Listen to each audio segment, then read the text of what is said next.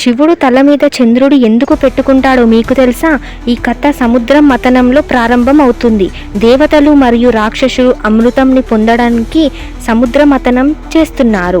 అలా చేశాక అమృతంతో పాటు ఎంతో మంది దేవతలు ఎన్నో శక్తివంతమైన వస్తువులు వస్తాయి.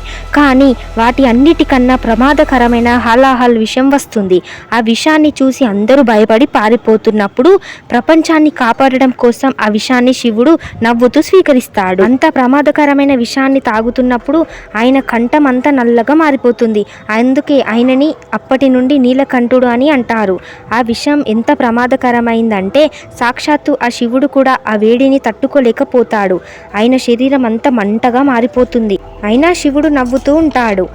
ఆ వేడిని చల్లార్చడానికి దేవతలు అందరూ అక్కడికి వస్తారు. అప్పుడు చంద్రదేవుడు ముందుకి వచ్చి, అయ్యా ప్రభు, నాకు మీ తల మీద ఉండడానికి చోటు ఇవ్వండి.